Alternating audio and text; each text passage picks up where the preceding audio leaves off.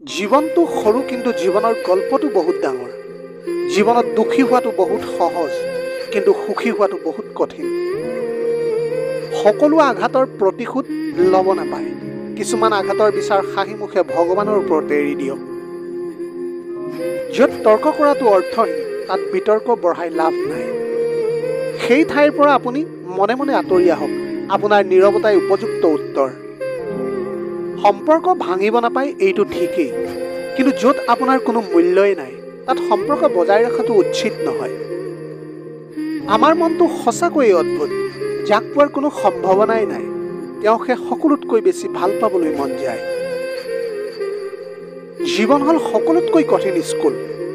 তুমি বুজি নোপোৱা তুমি কোন ক্লাছত পঢ়িছা। তোমাৰ পৰীক্ষা ল'ব আৰু পৰীক্ষাত তুমি কাৰোৰে পৰা চাই নকল কৰিব নোৱাৰা, কাৰণ সেই পৰীক্ষাৰ প্ৰশ্ন কাকত প্ৰত্যেকৰে বেলেগ বেলেগ। মৃত্যুৰ যন্ত্ৰণালৈ জীয়াই থকা প্ৰতিজন মানুহে জানে নতুন বছৰ বা পুৰণা বছৰ বুলি ক'বলৈ একো নাই। বছৰ পৰিৱৰ্তন হ'লে একো নহয়, আৰু তেনেকৈ পৰিৱৰ্তন নিজৰ মাজত আনিব লাগিব, তেতিয়াহে কিবা এটা কৰা সম্ভৱ হ'ব। এই পৃথিৱীত মানুহৰ আটাইতকৈ ডাঙৰ ভুল কি জানেনে? কাৰোবাক বিশ্বাস কৰা, কাৰোবাক ভাল পোৱা। আচলতে এই ভুল মানুহে জানি বুজিয়েই কৰে। এইখন সমাজত দোষী তেওঁ নহয় যি প্ৰতাৰণা কৰে। এইখন সমাজত দোষী তেওঁহে হয় যি সৰল মনে সকলোকে বিশ্বাস কৰে। মানুহৰ দৰে চেহেৰা হ'লেই মানুহ নহয়, মানুহ হ'বলৈ হ'লে মনুষ্যত্ব অৰ্জন কৰিব লাগিব।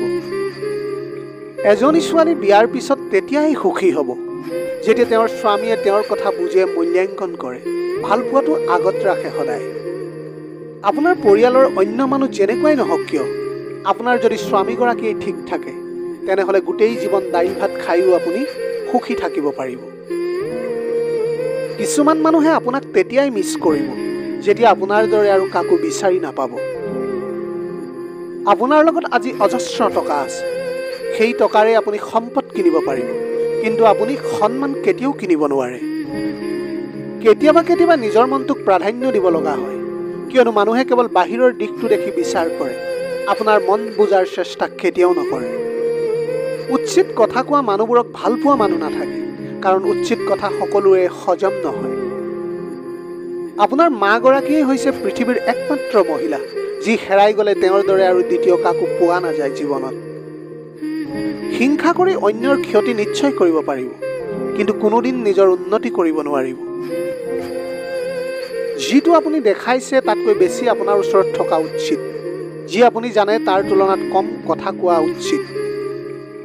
প্ৰত্যেককে বিশ্বাস কৰাটো বিপদজনক, কিন্তু কাকো বিশ্বাস নকৰাটো তাতোতকৈ বেছি বিপদজনক। জীৱনত আগুৱাই যোৱা পথত বাধা আহিব পাৰে, সেই বুলি ৰৈ যোৱা বা ৰৈ থকাৰ কোনো দৰকাৰ নাই, কাৰণ য'ত বাধা আহিব তাৰ পৰা আকৌ আৰম্ভ কৰিব লাগিব। অপেক্ষা হ'ল ভাল পোৱাৰ এটা চিহ্ন। সকলোৱে ভাল পাওঁ বুলি ক'ব পাৰে, কিন্তু সকলোৱে অপেক্ষা কৰি সেই ভাল পোৱা প্ৰমাণ কৰিব নোৱাৰে। পত্নীৰ এই তিনিটা কামে আপোনাক সোনকালে বুঢ়া কৰি দিয়ে। 1 নম্বৰ, যদি তেওঁ মানসিকভাৱে আপোনাক ভাঙি দিয়ে। 2 নম্বৰ, স্বামীক শাৰীৰিক আৰু মানসিক সুখ দিব নোৱাৰিলে। 3 নম্বৰ, অধিক ব্যস্ততাৰ পিছতো স্বামীক আৰু অধিক মানসিকভাৱে কষ্ট দিলে। আচলতে স্বামীয়ে আপোনাৰ বাবে বহুখিনি কৰিছে, তাতে আপুনি সুখী হ'বলৈ চেষ্টা কৰিব, অন্যথা তেওঁক বেছি ব্লেম কৰি থাকিলে তেওঁ ভাগৰি পৰিব একেবাৰে।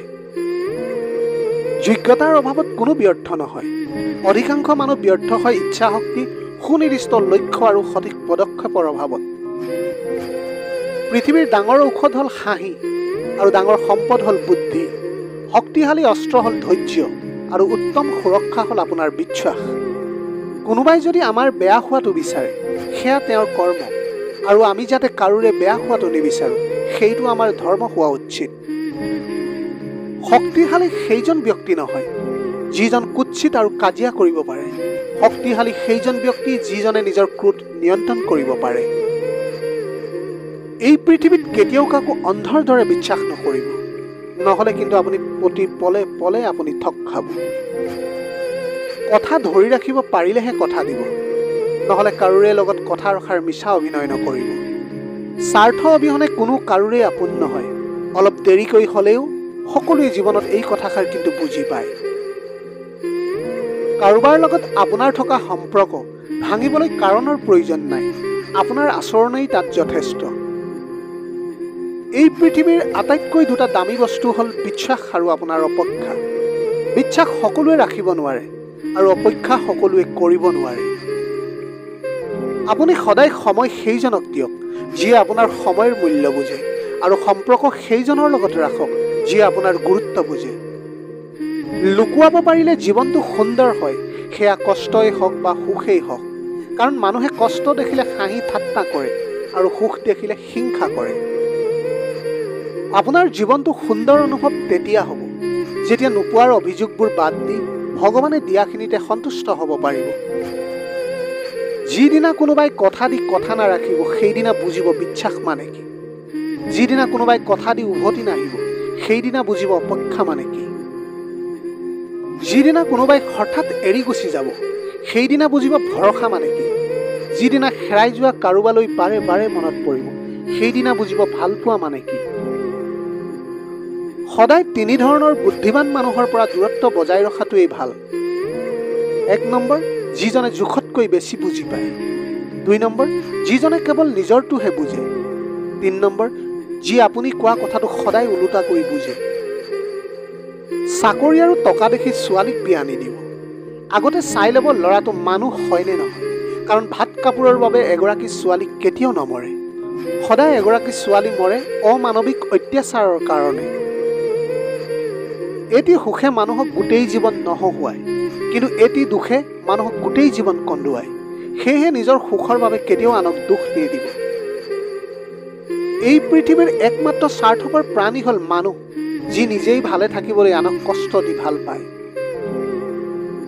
পত্নীক গুৰুত্ব দিবলৈ চেষ্টা কৰিব, কাৰণ আপোনাৰ পৰা আপোনাৰ পত্নীয়ে অকণমান গুৰুত্ব কেয়াৰ বিচাৰে, কাৰণ গোটেই দিনটো তেওঁ কৰা সংগ্ৰামখিনিক আপোনাৰ এই গুৰুত্বই পাহৰাই পেলাব। সদায় আপুনি আপোনাৰ জীৱনত পত্নীৰ সৰু সৰু সমস্যাবোৰ বুজ ল'ব আৰু দুয়োজনে আলোচনা কৰিব, তেওঁক সান্তনা বা সকাহ দিবলৈ চেষ্টা কৰিব। আপোনাৰ পত্নীগৰাকীয়ে কৰা ছেক্ৰিফাইচসমূহ বুজিবলৈ চেষ্টা কৰিব, তেওঁৰ প্ৰতিটো ছেক্ৰিফাইচক সন্মান কৰিবলৈ চেষ্টা কৰিব। আপুনি সদায় মোবাইলত এনিটাইম বিজি নাথাকি পত্নীক সময় দিবলৈ চেষ্টা কৰিব। দুখ সুখৰ কথা ইজনে আনজনৰ লগত সদায় শ্বেয়াৰ কৰিবলৈ চেষ্টা কৰিব। আপুনি আপোনাৰ জীৱনটোত যদি সুখে থাকিবলৈ বিচাৰে তেন্তে পত্নীৰ পৰা কোনো কথাই লুকুৱাবলৈ চেষ্টা নকৰিব। প্ৰত্যেকটো কথা তেওঁৰ সৈতে আলোচনা কৰিবলৈ চেষ্টা কৰিব। কাৰোবাৰ সম্পৰ্কে কিছু কথা কোৱাৰ আগতে সত্যটো জানিবলৈ চেষ্টা কৰক, কাৰণ অনুমান কৰি কোৱা কথা সকলো সময়ত সত্য নহ'বও পাৰে। সমস্যাক কেতিয়াও এৰি নাযাব, বৰঞ্চ সমস্যা আহিলে তাৰ মুখামুখি হ'বলৈ চেষ্টা কৰিব। মনত ৰাখিব, সমস্যাবিহীন সফলতাত কোনো আনন্দ নাই। সকলো সমস্যাৰ সমাধান আছে এই পৃথিৱীত। আজিৰ ভিডিঅ'টি কেনেকুৱা লাগিলে জনাব। যদি ভাল লাগিল তেনেহ'লে লগৰ বন্ধু বান্ধৱীসকলৰ মাজত শ্বেয়াৰ কৰিবলৈ নাপাহৰিব। আপোনালোকৰ গোটেই জীৱনটো হাঁহিৰে উপচি পৰক। পাৰিলে দুখীয়াজনক অলপ সহায় কৰিবলৈ চেষ্টা কৰিব। আপোনাৰ অকণমান সঁহাৰিয়ে যদি কোনোবা এজন দুখীয়াৰ জীৱনটো সলনি কৰিব পাৰে, তাতকৈ পুণ্যৰ কাম আৰু এই পৃথিৱীত একোৱেই হ'ব নোৱাৰে। Have a nice day.